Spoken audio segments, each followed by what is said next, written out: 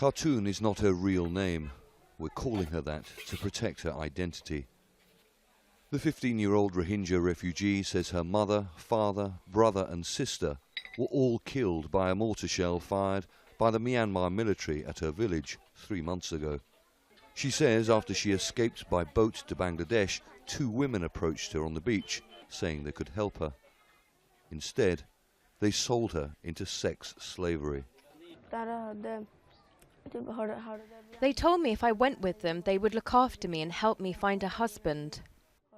Khartoum says that after 3 weeks of being locked in a house alone, she was sold to a Bangladeshi man.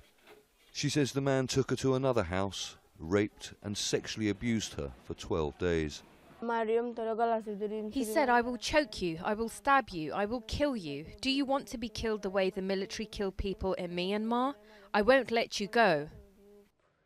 A local aid agency that led us to Khartoum, but doesn't want to be named, said its staff working with trafficking victims have received death threats from criminal gangs operating in the refugee camps.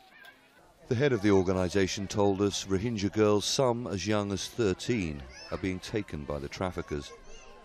It's thought some have been smuggled abroad.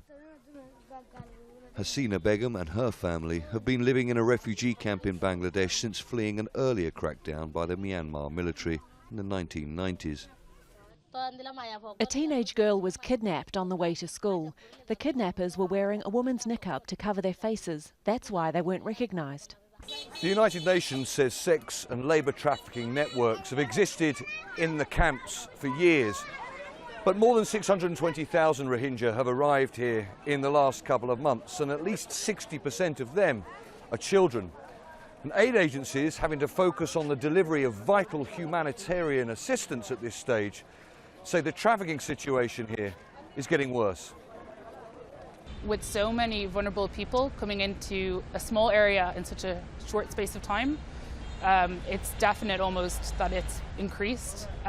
There's been recruiters here in Cox's Bazar, Bangladesh, previous to this influx, and we know that they're getting more business and that new criminal networks have sort of kicked into action. We have to start addressing it, and we have to do it now, urgently.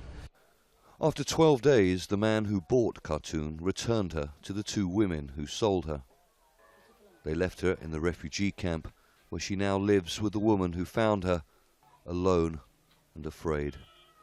Charles Stratford, Al Jazeera, Cox's Bazar, Bangladesh.